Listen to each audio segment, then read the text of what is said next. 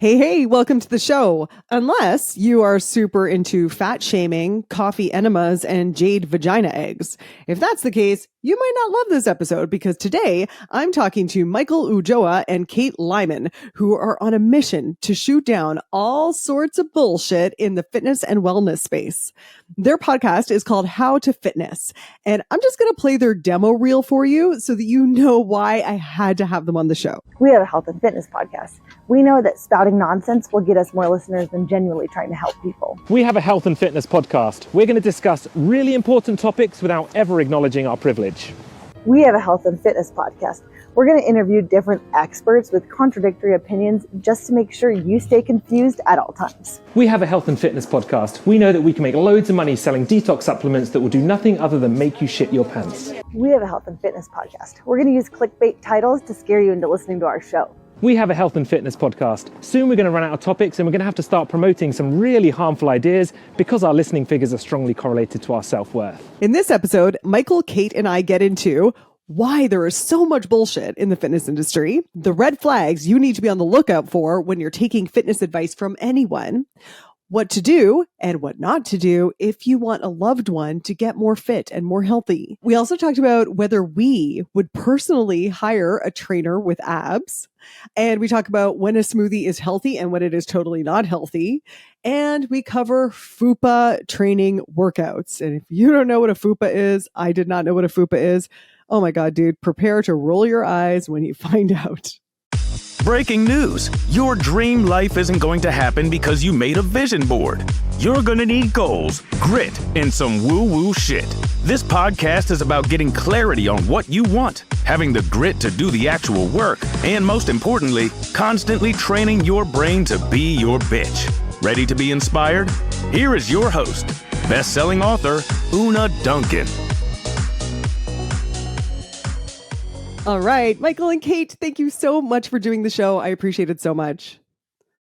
Yeah, happy to be here. Yeah, thanks for having us. I'm excited. Yeah, me too. So I want to dive right into it if this is okay. So, Michael, your tagline on Instagram is helping you navigate the fitness industry, and your shared podcast has a similar mission. So what do you mean by that, and why is that needed? Mostly because I know I always annoy a few personal trainers when I say this, but I feel like most of the fitness industry is absolute nonsense. Like most of what personal trainers, nutritionists, whatever you want to call it, are trying to sell on social media is just nonsense, or even just things that aren't really worth considering. Our approach, both Kate and I, when we're creating our podcast and doing social media, is just really streamlining stuff and making it really, really straightforward, because I truly believe that you can just have such a really easy, straightforward approach to exercise and nutrition and make amazing progress. All those little fine-tuning bits that people focus on social media because they're sexy and fun are just, most of the time, not even worth considering. So that's kind of my mission with my social media, is to kind of take the mickey out of myself a little bit whilst doing it, and break down a few barriers in the fitness industry and just make it a bit more human. And I like to think Kate and I together, we're a good team at kind of just having a bit of a laugh and just making things really straightforward for people. You know, Michael's so much better at kind of addressing all the nonsense. I love our podcast because we get to do that together. I find myself a little more like head down in the sand working with my clients and what I do, and less like even hearing the noise. I always joke with Michael that I don't really know what's going on because I'm not on TikTok. So I don't even know the nonsense being espoused there. But once I hear it, I'm like, oh, I'm glad that Michael exists, and I'm glad that we have our podcast so we can talk more about these things. Right. And glad that's not my world. Yeah. So Michael, especially for you, at what point in your fitness career did you realize that you were swimming in a pool of mostly nonsense? It's been a slow progression, if I'm honest. Like, I know a lot of trainers or whatever will have like a point where they're like, oh, this happened and then everything changed. Like, I didn't really have that at all. It's just been just a really nice evolutionary process of starting off pretty kind of typical bro in that kind of very calorie focused all the time, or very image focused, lifting weights just to build muscle, not doing cardio because it will ruin my gains, all that kind of stuff. And then just the longer I've been in the fitness industry, the more amazing clients I've worked with, the more practitioners that I've met, like meeting Kate through social media. I've just met some amazing people who have helped me to streamline my approach and focus on the things that really matter. I also have had some really brilliant clients that have been quite honest about my content. Back in the day when I'll create a post and they'll be like, oh, that wasn't really helpful, so maybe try this instead. And yeah, it's just been fine-tuning my approach. And I finally feel like I'm actually making a difference in the fitness space, which is pretty cool. I'm really happy with it. I love it. I really think you are. So, like I said, I was just binging your podcast, and the one of them that I listened to just today was about Goop, Gwyneth Paltrow's huge wellness brand Goop. And one of the things I love the most is the little tidbit you said about how she came up with the name Goop. She was told that words with two O's tend to do well on e-commerce brands, and then she just took her initials and put the two O's in the middle. And I was like, what? Because I always thought that it was this really like grounded acknowledgement of the fact that all we're selling here is a bunch of fucking goop. Not true. You give too much credit. Yeah, I guess I too much did. credit. I guess I did, because that is like what most beauty stuff is. It's a bunch of goop. Anyway, and then the other part, this is really funny, guys. You have to listen to this episode. So they have a little thing called Goop or Poop, and they throw out all these like ridiculous products, like smash crickets and put it under your armpits for a natural deodorant or whatever. Like, that's not one of them, but equally stupid. And then you have to guess whether it was a real product sold on Goop or not. So anyway, I just want to say, you also have a quote saying all of this goopified nonsense prevents people from getting fitter. So how? Like, I understand that it's nonsense and it's a distraction probably, but is it evil or is it just sort of a distraction? I think it's a distraction and something that I think we learn a ton through our podcast. At least I can say for me, I learned so much because we do so much research for our episodes. And at the end of just about every episode, we come back down to, okay, here's the foundation of what facilitates change in our nutrition, in our relationship with food, in our fitness. And it's the same basics over and over and over again, right? So when like kind of the fitness industry is espousing all of these different things and distracting us with different products and programs, et cetera, I don't think it's evil. I think it's all for monetary gain, but like what isn't, right? But it's a distraction from the basics that actually make a difference. And in that way, it's overcomplicating our health and providing a lot of barriers where barriers are not needed, especially around income and time and availability and all of that. So I don't think it's malicious, but it definitely is not helpful. I just think the whole Goop brand is built on money and portraying the image of health rather than actually focusing on our health and improving it. You know, it's all about being able to go on expensive retreats and being able to buy these products like psychic vampire repellent. Yes, that was a product in Goop versus Poop. I just feel like these companies, I don't know. Once again, I don't want to give them too much credit and say, oh, it's not malicious as well. But I think a lot of the time it is. Like a lot of the time, these huge brands, they get to the point where it just all becomes about money and what we can sell people. And the proof is in how many times they've been sued for completely lying to people. And you just got to look at the people that they platform on their websites that are just incredibly dangerous. These characters that should not be anywhere near a position of authority, be giving this platform to millions of people, and it's just terrifying. So we need more people like us calling out the nonsense, and hopefully a few people will see it before they buy into all this crap. Mm-hmm, mm-hmm.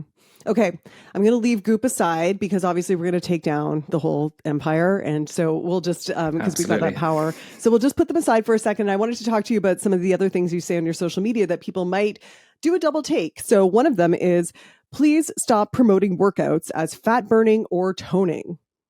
Tell us about that. Yeah, it's one thing in the fitness space that really annoys me, and it's because it does really well on social media, and that's why people use these taglines, right? It sells. People go onto YouTube because they want to burn a bit of fat after Thanksgiving or Christmas or their birthday or whatever.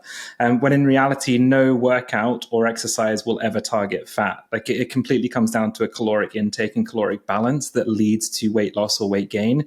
So the fact that these workouts are kind of using these words that are horse crap that don't really mean anything, but also they're preying on people's insecurities and making them feel bad about certain body parts, like target your bingo wings or target your FUPA, which is one that we see all the time on social media now. Okay, and can I just pause you on FUPA? Because that was one of my follow-up questions. What the fuck is a FUPA? I didn't even want to. I was like, I know I can Google this and I'll go down a rabbit hole, but I would love to know from your words what FUPA is. I'm not going to say it. Michael's got to say it. I'm not going to. So there's one way is kind of fat upper pubic area, but another one is fat upper P word for another area of the body area. Yes. So it's. I'll let people Google it if they're still unsure after me explaining it, because that's as close as I want to go. Basically, lower belly fat. Is that what we're talking about here? Like the fat that actually protects our internal organs that we need to reproduce? Yeah. And the one Pretty you much. often have after like having a baby or, living life, the normal stuff. There are now FUPA workouts. There's lower ab fat workouts. There's kind of just anything, and none of them mean anything because you can never target these areas. So that was why that's what inspired that post. We still constantly see it all of the time on social media, and people know it gets clicks, so they keep using it without really understanding the implications of it. Unfortunately. Totally. I saw an Instagram post that was a picture of Linda Carter, if you know who that is. She was like the original Wonder Woman on TV. She's like gorgeous. It was the peak of her amazingness. And someone posted in the comments, wow, she has hip dips and she doesn't even care. And I was like, what the fuck are hip dips? And so I Googled hip dips and I realized, oh God, hip dips are supposed to be a very big problem that we are supposed to be fixing. And it reminded me of, cellulite was also a manufactured problem that we're supposed to be fixing. And it's just like, hip dips, FUPA, cellulite, they're all basically manufactured problems, right? Yeah, and to give names to them, like, gives so much power to this just normal physiology. And I've seen, to Michael's point, like, it gets clicks. So I've even seen people creating content that, like, has the clickbait title and then says, like, get rid of your FUPA. And it's like, you can't, because this is about your nutrition or whatever. But we're still perpetuating this idea that, like, we call our body this thing, and that it's something to get rid of, right? Like, I think it's maybe like a noble intention, but it doesn't really do anything but kind of perpetuate this messaging that's really harmful. Okay, so here is, I think, the big ethics question in our industry. What do you think about the Trojan horse of talking about aesthetics in order to get people to exercise? So, for example, I interviewed Danielle Friedman, who wrote a book of the history of women's exercise. And she said women's exercise has almost always been marketed. When it's marketed successfully, it's almost always for aesthetic purposes. And she said, even I started exercising because I wanted to look good for my wedding. And then when I did, I discovered I felt so powerful and it was amazing. And I felt so much healthier. And so it's sort of this, like, I've had business coaches who say, sell them what they want, give them what they need. And so what do you guys think of the ethics of that? I owned a strength company for a while, strength programming company, and with my husband, another partner, and we promoted our programming, which is really solid, evidence-based strength and conditioning program focused on, progressive overload, all the things. But we focused on our messaging around feeling better, living life better, getting outside and doing more things. And it was to me, like, the qualm of the century to not ever mention aesthetics, because that is naturally another outcome of getting stronger, right? But we didn't want to promote our business on that platform, but also we don't have our business anymore. So that's kind of how it went, right? Like, we had it for a few years and it's not like it like crumbled into the ground. It just wasn't taking off in the way we needed to continue. And I think I understand the merit of, like, sell them what they want, give them what they need. And, like, how do we stop it? Right? Like, it leaves us no place to reconfigure how we speak about exercise or strength training or anything like that in any different way when we're, like, pigeonholed into this has to be about aesthetics no matter what. So I have seen some bigger programs lately take on a less aesthetic focused marketing tactic, but they already had the following, and it was definitely built on the foundation of this is for aesthetics. So I think that's welcome change, but I don't know. But they also have a leg up on, they kind of focus on aesthetics first, Yeah, so just a personal question. I don't know. Think, if your strength company had been called, like, Big Booty Bitches or whatever, like, do you think you'd still be here? Maybe. Because another reality is we had a lot of aesthetic outcomes, positive outcomes in our clients, but we chose not to use testimonials and we chose not to go that direction. But that's kind of what sells. So I think it's probable. I don't know. It's a bummer What do to you think, think of Michael? it that way, honestly. It's so tough, isn't it? Kate's spot on. Like a lot of the time, people switch their messaging. They have a following or they have some sort of business structure there. It's so difficult for new coaches starting up as a personal trainer when you have no evidence of being a success, because usually our barometer of success is before and after photos or showing how much our clients have lost, And I think that if you're coming into the industry trying to be like, oh, I can help you improve your health, but you don't have any way of showing that, it's really difficult to get started. So how long are you really going to stick that out before you struggle to pay your bills? And I think it also comes down to how much of an issue it is us talking about aesthetics as well. This is something that me and Kate have discussed a lot on the podcast, is the fitness industry is still going through a very weird shift at the moment of kind of body positivity, body neutrality, focusing on wellness, but also a lot of the fitness industry is criticizing anyone who wants to change their body and focus on aesthetics. And I think that's wrong too. So I think we're in just this really weird space where I don't know the answer. I'm just kind of chatting nonsense here, but trying to find a way to market ourselves as fitness professionals by saying like, right, it's cool if you want to focus on the way that your body looks, but I don't want that to be the main focus of everything I do, because it's not the most important thing, even if it might be to that person.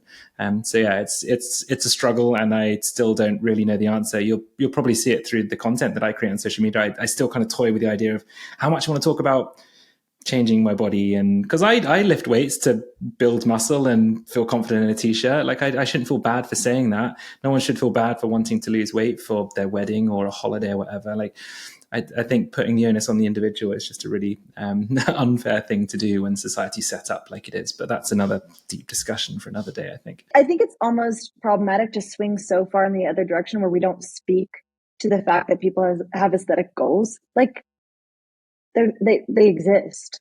And while we can like rally against the beauty industry for making these specific physical traits that mean beauty and stuff, like we do want to look good, feel good, right? So I think there's a problem with swinging so far where we say, hey, we don't talk about aesthetics at all, because then wanting to change your body, even when approaching it in like a safe and sustainable way, becomes bad and wrong. And then we get icky feelings about that too. And then it's like, is there nothing that's okay? Like, can we do nothing right? So I think it's just always balancing. How do you want to talk about this? How much do you want to talk about it? How can you talk about it in a way that's supportive? And I guess my approach is, how can we talk about aesthetics or aesthetic goals in a way that helps people become more knowledgeable about what it is, what it takes, how to go about it in a sustainable way, instead of like, here's how you get here quick, or here's why this is bad. Yeah. Oh, thank you for sharing all that, because this is something that, throughout my career, I'm just constantly trying to figure out. I started out actually as I was a fat activist. And then when I started my fitness company, I called it Fit Feels Good. And it was only a feel good narrative. I was really strict about that with all my trainers. And then I once had a client who came up to me and almost this kind of confessional, like, I'd actually really like to, be able to see some muscle. And it was so sweet and so understandable. And I was like, and then I realized how many of my clients wanted these weight loss goals and weren't telling me because they felt like I was going to silence them. And I felt like I was actually invalidating a big part of what they wanted by constantly saying, we don't talk about that here. So anyway, I just wanted to say, we don't have this figured out, the three of us right now, but I love the discussion and thank you for having it with me. So I'm going to take you to another quote that you have here. Fitness doesn't have a look. Health and fitness is represented by our behaviors, not our aesthetics. So talk about that. I think health and fitness is on a spectrum, right? And every single one of us is going to be unique in the way that our bodies will look or perform at a certain weight or whatever. And I think as soon as we start, which is exactly what the fitness industry does and thrives on, as soon as we start saying like, this is what you need to look like to be fit and healthy, it's just a really slippery slope, because the person that you're choosing as your pinup, no one's ever going to look like that person because they're an individual. And unfortunately, a lot of the time, the people that we're putting on that pedestal are those that are taking performance enhancing drugs, using really disordered eating and exercising habits, just probably quite miserable as well. Like, we don't talk enough about the body dysmorphia around those that are of the kind of peak physical fitness within the fitness space.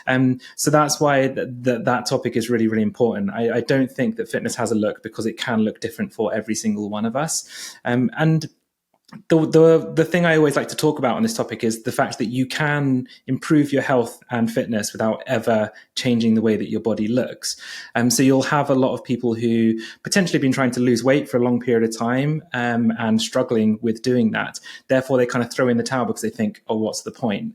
And whereas if we can make those people realize that, well, actually, if you completely put aside weight loss as a goal, you can improve every health marker that you have simply by focusing on healthy behaviors like eating more vegetables, drinking more water, exercising regularly, walking more, giving yourself some kind of more mental space to just think clearly. Like, there's so many different things that you can do that don't require you counting calories and getting shredded, and it's a really important message. And I think that's probably like at the foundation of what our podcast really is, to be honest. We get into the idea that our health is a look as well, right? Whereas the more I do like that, I think the internet and the social media space is opening up more to shedding truth or light on the fact that the leanest is probably your least healthy, or the leanest is probably your worst relationship with food. And there's correlation between, like a negative correlation between this lean look and your actual health, because you're completely preoccupied with food and you're underfed and you have poor energy and you have no sex drive and you feel miserable, and the list goes on. So to Michael's point, like, we have to talk about health, but then also we have to separate the idea that how we look is indicative of our health. Mm-hmm, mm-hmm. And I mean, God knows the general population feels this, but us as fitness professionals, I mean, there's also so much of an idea that we are supposed to look a certain way, right? And I used to train and certify new fitness professionals, and the biggest objection that people would often have is, "Oh, I'm not in good enough shape yet to be a trainer, to be a leader." And it just broke my heart every time I heard that, because, like you're saying, fitness doesn't have a look, and it's all about helping other people. And that said, I wanted to ask you, because Kate, you said, often that image that we have of the ripped person on the cover of Self magazine or whatever, and we're like, yes, that's fitness. Knowing what you guys know about what it takes to get ab definition, for example, would you personally ever hire a trainer with abs? I think that would be the thing I take into account the least. I need to know, like, their history and their education, what their programming looks like. But this is like, I have the knowledge to do this, right? I think that I've come to a point, and this, I don't know, this is always my answer, where that's just so beyond what I care about, right? But it's taken a lot of time to get here, because I started as a trainer when I was 17. And if you think about that age and the atmosphere of being a trainer and being really criticized for your body, like, that was really hard on me for so many years, So I can only say that with confidence now, because I've been through a lot of shit to get here, I'm with Kate there. And also, I think on that kind of what it takes to get abs, I think that some people find it really easy and others don't. So you may be hiring a trainer with abs who just kind of woke up and looked like that, right? So it is just really unimportant. And I think, once again, with Kate, like, my opinion on this has probably shifted a lot in the time that I've been a coach. I've been a trainer now for kind of just over 10 years. I think me and Kate are kind of veterans here. We've been here for quite a long time. High five, Kate. I just think that my priorities have completely changed. And I actually made kind of like a conscious decision on social media not to ever use my body and the way that it looks to advertise, because I really want personal trainers to start shifting away from that. And I want to be an example of this, and not to sound too kind of white knight about it, but I truly feel like it's not the important thing about me, right? Like, my knowledge on nutrition, on exercise, on programming, whatever it is, like, the way that my body looks is zero relation to that. Yes, I like to focus on like some aesthetic goals when I'm exercising, but that doesn't matter in terms of like how I coach my clients. So it's funny, isn't it, how that transition moves on. I think, like, both Kate and I, we recently had kids. Kate's kid is 1 month older than mine, so we're kind of going through this whole process together as parents. And even in the last year, like, I feel like the way that I approach fitness and nutrition, everything's just completely changed once again in that past year. So I find it quite easy now to be like, oh, I don't care about that. But I appreciate that, like Kate, 5, 6, 7 years ago, I really would have cared. It would have been something that I looked for, maybe in a coach that I wanted to work with. I'd be like, oh, do they look jacked? I only want to work with that guy because he looks how I want to look. Whereas now I realize it's not that important. Right. And I like that you pointed out that it's very possible that that person just woke up with abs, just as health, doesn't have a look, as in someone with a lot of body fat can also be healthy. Someone with minimal body fat isn't necessarily orthorexic. Right? Like, it doesn't mean that they are pathologically concerned about their food and their nutrition and everything. Very good point. And it's, again, about not going too far in the other direction, isn't it? Yeah. And it's like recognizing that genetics play a role too, right? Like, okay, we're coming up after the Grammys and everyone's obsessed with Miley Cyrus's arms, right? And like, what is Miley doing to get these arms? And it's like, well, she has really great genetics and she works out, and it's her literal job, full-time job, to look how she wants to look.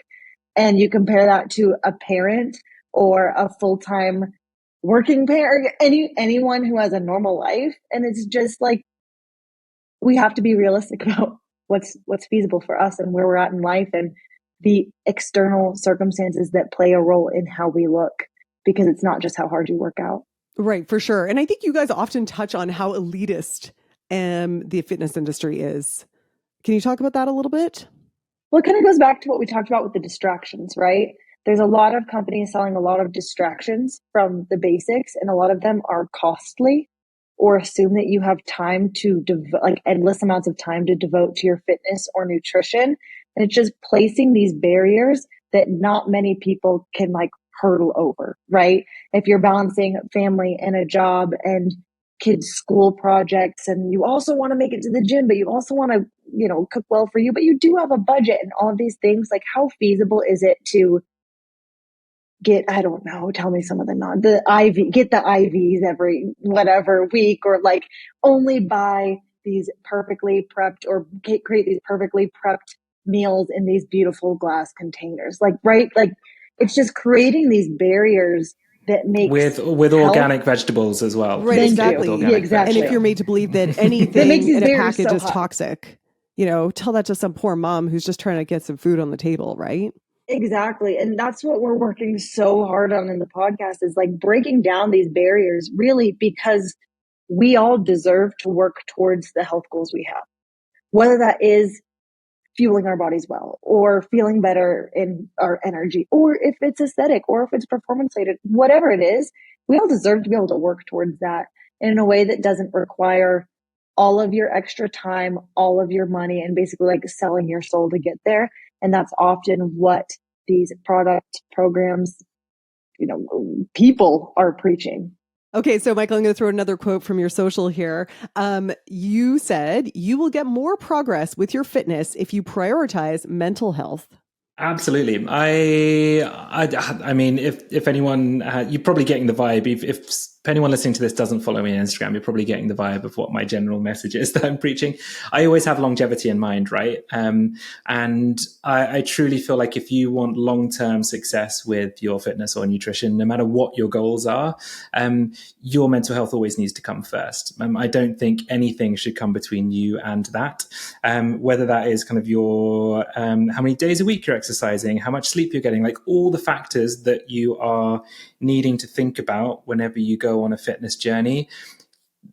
Your mental health always needs to come first, because if you don't have that, then no goals are ever going to last long term. And it's there's kind of not too much else to add to it than that, but it's something that I champion in a lot of the content that I put out there. And if more people focused on that, there'll be far more success within the fitness space, unfortunately. But a lot of the time, it's not sexy to focus on your mental health. We just want to focus on 6-week abs. Right. And you, in your blog, you quote a study from the Canadian Medical Association Journal, and you said it explored the dangers of fat shaming, and they found that exposure to weight bias triggers physiological and behavioral changes linked to poor metabolic health and increased weight. Can you tell us a little bit more about that study and what you mean by quoting that?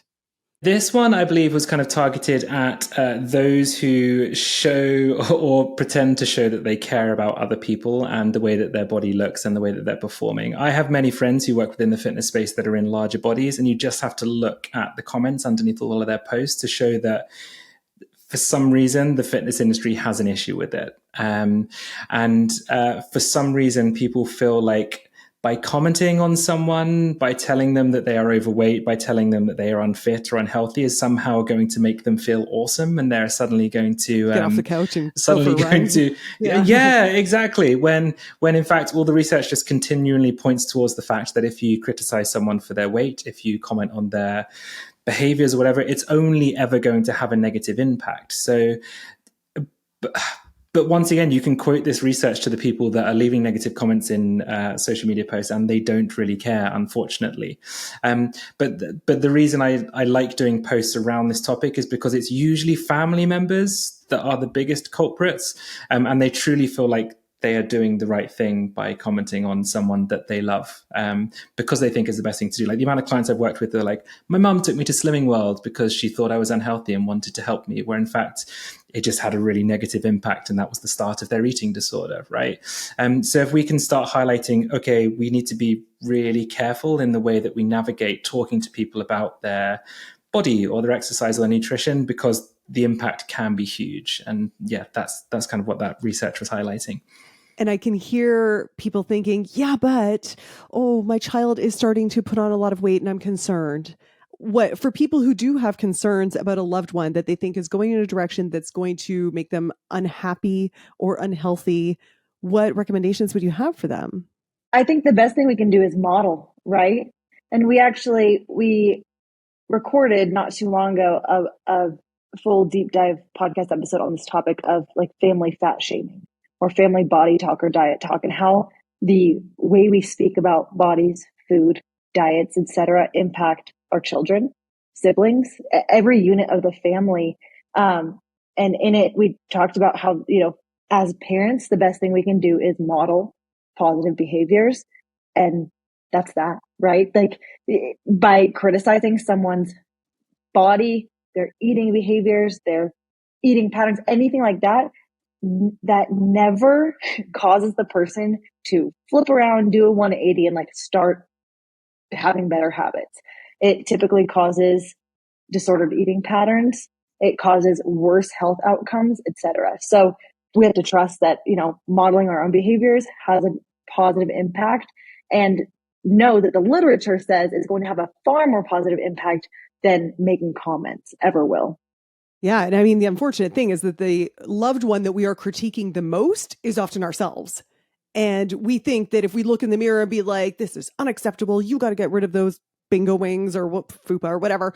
You're being lazy. I can't believe you screwed up. And like all this chatter that's going through probably so many of our clients' heads all the time.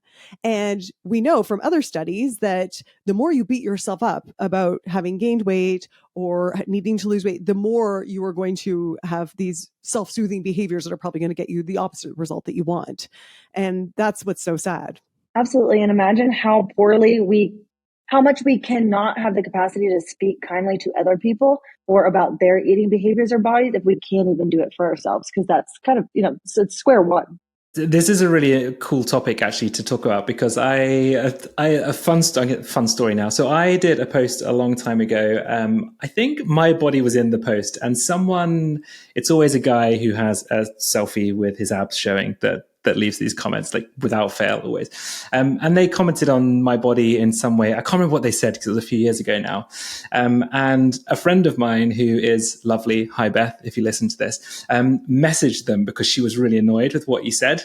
So Beth went and called him out, and he sent me a DM the next day, like a long apology. And it was basically talking about how unhappy he was, how bad he felt about his own body. And this is why he lashed out and commented on mine. So ever since that post, every time someone comments on my post on social media, I always take a step back before responding, because I used to kind of give a little bit back because why are you being a dick to me? I'm trying to be nice and help people. But in reality, if you take a step back, all the people lashing out, it's all a kind of self-reflection of how they're feeling about themselves and never about you as an individual. So it's it's a really sad topic, and the fitness industry is to blame for pretty much all of it. I think the fitness and wellness industry, of kind of the way that we encourage people to exercise and to improve their habits, is all kind of self-shaming, like no pain, no gain, and like sweat is fat crying and all this kind of nonsense. Like it's all about just be hard on yourself and that's how you're going to make progress, where in reality it's the complete opposite, and we need to start giving ourselves a bit more self-compassion, and that's the good foundation for building healthy habits. Totally. You said that most health and fitness industry practices are toxic. Is that what you're talking about? The kind of no pain, no gain bullshit? Or is there other stuff you're referring to there? Yeah, I think it's a lot of it, like I think that most of the approaches that the fitness industry uses to sell its products, to encourage healthy behaviors for people, are just awful. Like we spoke about already, personal trainers will use before and after photos to sell their services. Straight off, the person seeing that is comparing their body to that person, like, oh, I feel crap about myself, this person's going to help me out. All the tactics of kind of giving someone a meal plan, this is what you'll eat, it's 1,200 calories, you'll feel awesome and you'll lose weight. Like all these things that are so normalized are so incredibly disordered and should not be the norm. But unfortunately, with every person we work with, it needs a really individualized approach depending on lifestyle, eating history, relationship with food and your body. But the fitness industry doesn't take all of that into consideration ever, because it doesn't sell easy. Like me and Kate could make so much more money if we sold out and flogged supplements on the side of our coaching programs. And it's just, we have to play the long game with it. But unfortunately, it's really, really difficult. It is. So this is actually, I really want to ask you guys this, because I was thinking, I was like, why has this evolved this way? And I was like, it's evolved this way because it's really freaking hard to make a living as a trainer. If you're just a regular Joe trainer at a gym, it is incredibly hard to make a living doing that, never mind support a family, etc. And then I was like, well, what if fitness professionals were funded the way, for example, in Canada, we have the universal healthcare, which definitely has a lot of problems, but theoretically, our doctors are not incentivized to sell things. What do you think that kind of model would solve these problems? I mean, part of the challenge is that this is a very unregulated industry, right? There's nutrition coaches, nutrition professionals, dietetics professionals, dietitians, right? Like some of those are very regulated, and some are just a title that you can make up if you're in the US, depending on which state you live in. Like it's state to state, so it would be very difficult to do that because there's not even regulation to begin with. But also, I think it would bring a lot more honesty to the industry. Kate, what I was looking at your social, and one of my favorite graphics of yours is you have pictures of foods and you say this can be healthy or unhealthy. You'll have everything from cake to salad, could be healthy, could be unhealthy. You say, a smoothie is healthy if you're using it as a quick way to get protein and micronutrients. It's unhealthy if you're using it as a meal replacement to lose weight. And I love that, because there are always these nuances, right? But I also wondered, people are coming to us desperate for simplification, for clear structure, for, anything that's going to help them achieve their goals. And so I wonder, do you think that we constantly respond to those questions? Well, it depends. Are we doing them a disservice and making it more complicated? Or do you think that having goals is not even the right way to approach nutrition and fitness? I think it depends is so hard, right? Because it's like 99.9% of the questions asked are going to be, it depends. But I think if we follow it up with the education, and not too much nuance even, but like a simplified education on, well, what does your relationship with food look like? And what's your intent behind this food choice? Or what's your intent behind this goal? And it allows some time to get people thinking, then they're building the skills and knowledge they need to make more sustainable changes, if that makes sense. So it's hard because I'm so with you. I feel like sometimes the it depends answer feels like you're brushing someone off, and it's just the absolute opposite.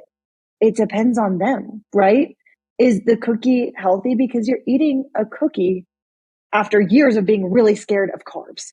Or is it like a response to eat a cookie because you had a bad day and you feel like it was off limits, and then you eat 20 more cookies and then you feel guilt and shame and physical discomfort and all of this, right?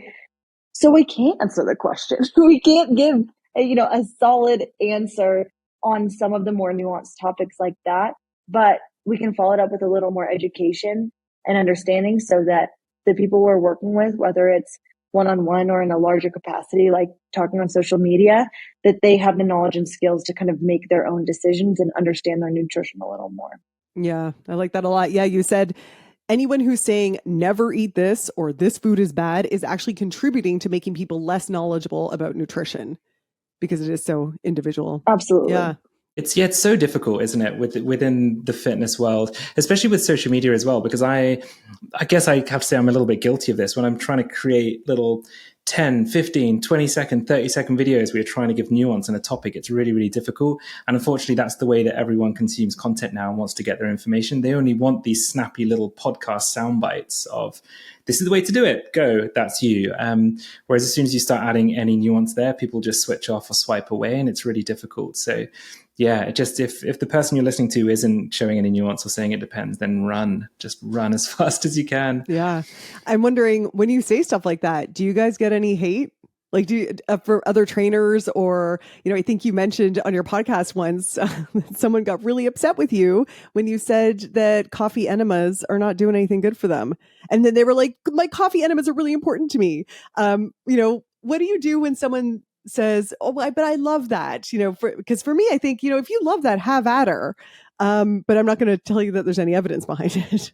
Yeah, that's the tricky balance, isn't it? Right? Like something like coffee enemas, I will draw a line at. I'm not going to provide any balance because like people have died doing them. Like these are incredibly dangerous, so no one should ever do them. Like that's kind of it. And I'm not happy to kind of say, oh, well, if you enjoy it and it feels good, then keep sticking coffee up your butt. Like it just, but then there are some things that maybe I wouldn't advertise or I wouldn't encourage people to do. Like I would never encourage someone to go do keto. Like I'm never going to say, oh, we should do intermittent fasting. Like it's not for me. And I think that there's a better way to do it. However, if someone comes to me and they've had great success and feel really good eating in that way, then who am I to judge? But yeah, I think that's just, it comes down to how knowledgeable are you around the topic and the research. Like I feel pretty confident in my ability to kind of whack back anything that I'm saying that gets criticized because I spend my time researching this shit and I really enjoy it.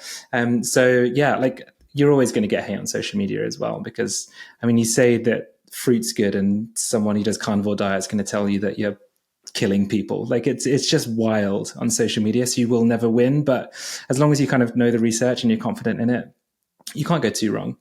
Well, I think something that the evidence-based world can swing too far and focus on only the literature and ignore anyone's N equals 1. But people's stories are valid, right? And there are things we don't know yet. And we don't have research on every single facet of nutrition or fitness. And especially in the nutritional world, like nutrition research is very difficult to do because of the limitations around how we fuel our bodies and such. So I feel like what's important is just saying, okay, your experience is valid. We draw a line at coffee enemas and some other things. But maybe the message is, I'm okay. Thank you for your feedback. I'm not speaking to you. Like this isn't for you, and that's okay. And there's no way to speak to everyone in a way that makes everyone happy. And so you just have to say, okay, well, that wasn't for you and that's okay. Move along. I'll move along as well. Perfect. So guys, just to finish up here, if you were to have someone that you really loved who was kind of like a friend of a friend and you met them at a party and they're like, oh, you're a trainer. I really got to get fit. I'm going to go get some fitness information. I'm going to go sign up for an Instagram account and get some fitness information. So what would you tell them about how to curate the fitness information that's coming at them? As if I'm understanding correctly, this is sort of your mission that you want to help people with this. I would say look for have a few red flags you're looking for and have those be anyone giving you absolutes. So if someone says, always do this or never do that, those are some absolutes that probably aren't applicable to the whole population. Let that be a red flag for you. Let that be a red flag. Or if the methods sound extreme and unsustainable, let that be a red flag for you. And when you consume information, think, is this sustainable for me? Is this something I could continue to do? Or is this a short-term solution that's only going to turn into long-term problems? And I think those are kind of like some filters we can think through as we navigate this very convoluted world of over-information. The only thing I would add to that as well is it's something me and Kate once again have spoken about a lot, is to make sure that your social media feed has a lot more body diversity on it. It's a topic I feel so passionate about. The amount of time people wonder why they're going down a really restrictive bodybuilding approach, but then you look at their social media feed and they're just following bodybuilders, and that's who they're getting all their information from. Fit and healthy bodies, once again, come in all sizes. And I think that our social media feeds should reflect that, because if we are looking at people in all different body types being healthy and active and eating well, and I think it completely changes your approach to exercise and nutrition, and it stops being so kind of body focused and weight centric, and that truly is a game changer. That is great advice. I know people are going to want to hear more from both of you. Tell us where they can keep in touch with you and follow you and learn more. So most of my content I create is on Instagram. I dabble a little bit in TikTok, but really don't like it. The handles are both exactly the same. So it's just my name, which probably easy to see in the show notes because it's a bit of a strange one, but it's Michael Ulloa PT. Or I should say as well, follow our podcast as well, which is called How to Fitness. And you can find that on pretty much every podcast platform too. And you can find me on Instagram as well at KL Nutrition, or my website where there's a lot more information on nutrition, a lot of free resources there, katelymannutrition.com. And then, the podcast. We're currently putting out one every other Monday. So we have a really good lineup ahead. Fantastic. Well, guys, thank you so much for coming on the show. I've enjoyed this conversation so much. I hope you enjoyed that. Honestly, dude, when I am scrolling my social media feed and I see the stuff that most wellness influencers are putting out there, I'm like, damn, I live in a sketchy part of town. So when I come across fellow fitness professionals that are putting out awesome content like Michael and Kate, it's like you're in a bad neighborhood and you see that block parent sign in someone's window. Does anybody remember that? Block parents? Is that still a thing? It's like certain houses would have a sign in their window that says block parent. And if you're a kid being bullied or whatever, you could run to that house. Does that even still exist? If you know the answer to that question, or if you have any comments about this episode, I would love to hear them. Seriously, this makes me so happy. So send me a DM on Instagram at UnaDuncan, and I'll see you next week. Hey dude, thanks for listening. If you like this episode, make sure you're subscribed so you can get the next one. And by the way, if you rate and review this podcast, it really helps me get found by other people who need some goals, grit, and some woo-woo shit. And be sure to connect and DM me at UnaDuncan on Instagram and let me know what you thought of the episode. Chat soon.